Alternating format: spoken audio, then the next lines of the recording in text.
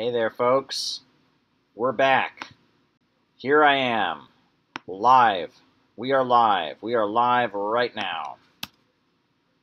We are live. How's it going? What's new? How is the world doing? How is the world turning? How is the cookie crumbling?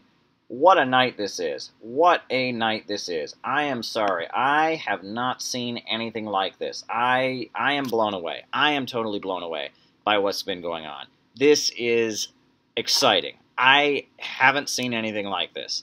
You know, I gotta tell you all, I will never forget when I was at the hotel. I remember March of 2016, I was at a hotel, and Donald Trump was speaking there. It was a press conference. I was a reporter, and I got the last question. And I was called on by Donald Trump. He goes, let me see here. Who's my favorite reporter? You. He calls on me. Of course, he has no idea who I am.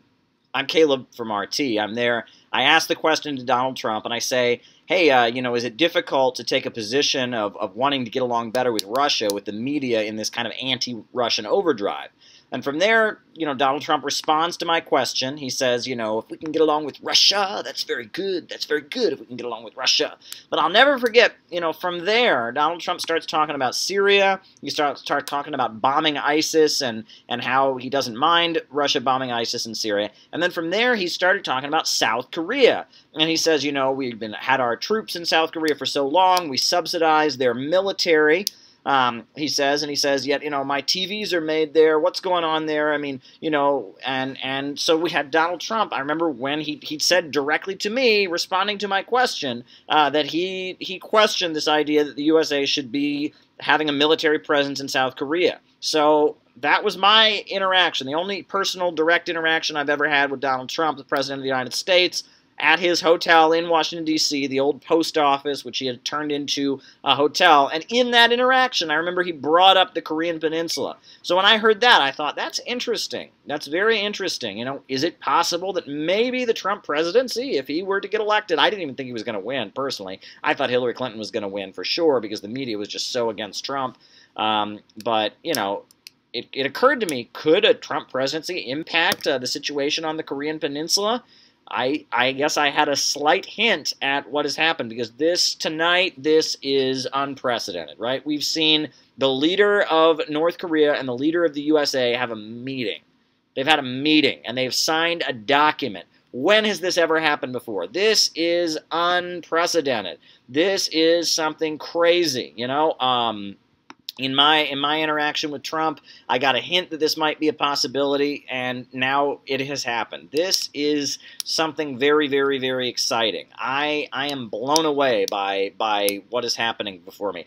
Trump says that he will invite Kim Jong-un to the White House. To the White House.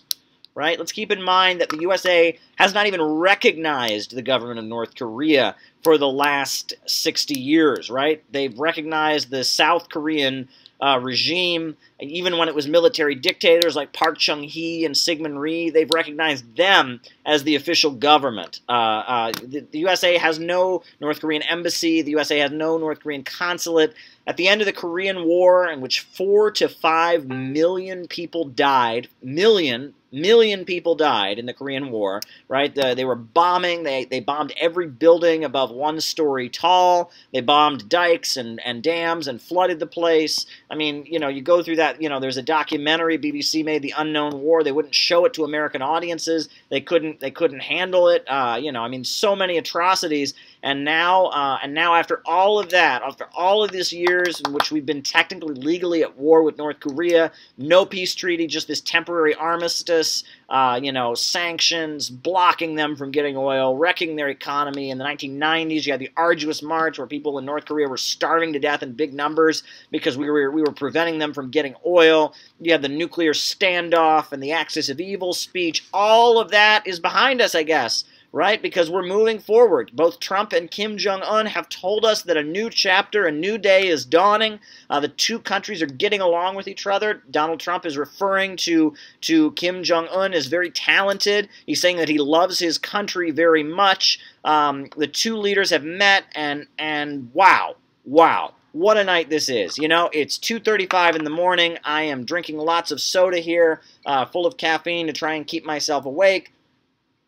Oh, what a night this is. What a night. Who do we got here? Who are my friends? Who have gotten on this live? We got Ahmed Zeter. Oh, good work as usual. Thank you, Ahmad. Ahmad, I appreciate it. Thank you. It's a pleasure. We got Rory Lennon. It's a pity Israel wouldn't follow the example. Jason Dunn. He says, Kim said he wants to learn from Singapore after being shown its national sites. Is this an indication of the DPRK continuing its modernization and opening up? Not quite sure what that means. You know, Singapore's got an interesting history. You know, Singapore, you know, I think you could call Singapore state capitalism. You know, that's very accurate. You know, it's very much a capitalist economy, but heavy state involvement, huge amount of government involvement in the economy. Basically, 4 families have structured the economy to work around them. So, you know, Singapore's not a socialist country like the Democratic People's Republic of Korea. It doesn't have a communist party in power, but it also has a very much state-run economy. Singapore has worked with Western corporations. You know, I'm not exactly sure what he means by that, but it could be interesting.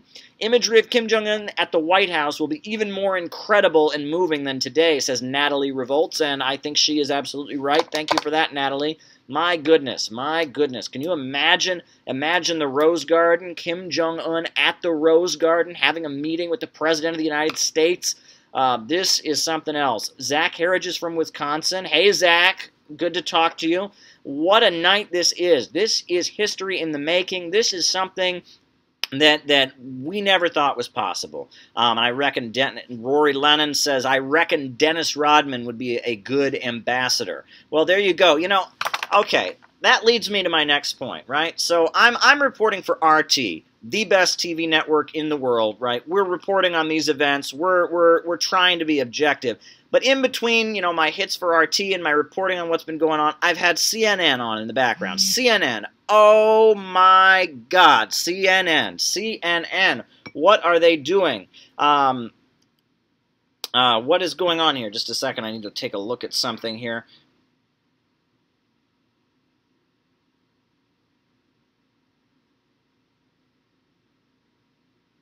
Just a second.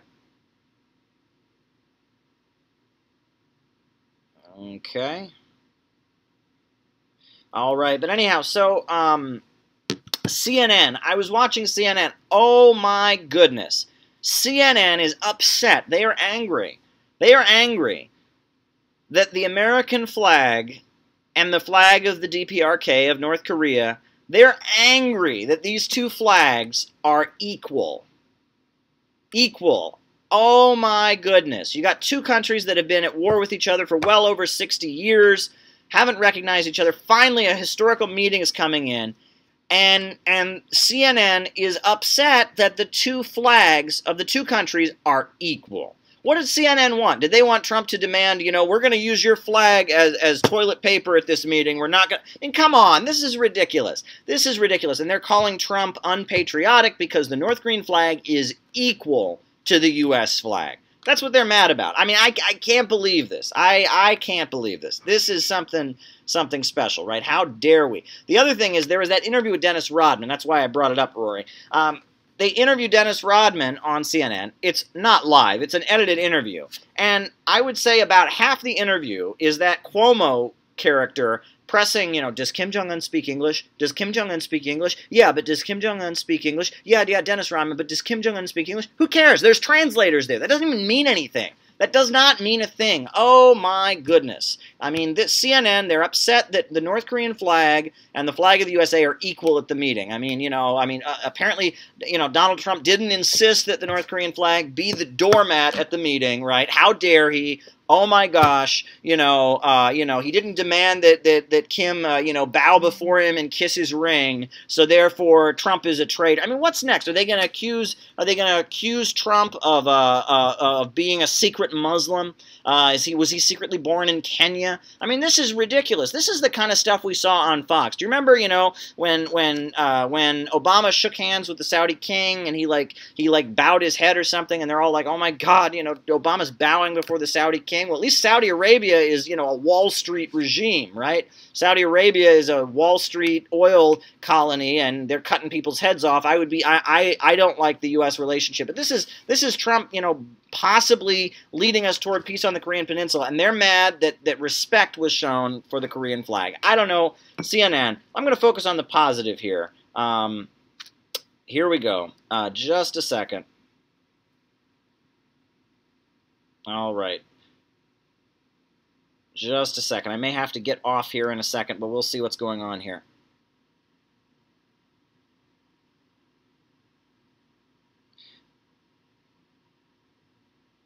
What a crazy night. What a crazy night we're having here. I mean, this is something unprecedented. So we got Ultimate Warrior saying, I was sent a capsule from a place far from here and came here for no reason, to attack and keep coming, not to ask, but to just give in, not to want.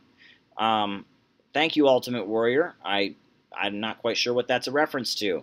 CNN had Rick Santorum on, calling it a failure of U.S. foreign policy. Yes, I saw that. Jennifer Granholm and Rick Santorum. Oh, my gosh. You know, talk about a broad panel. I mean, give me a break. Give me a break.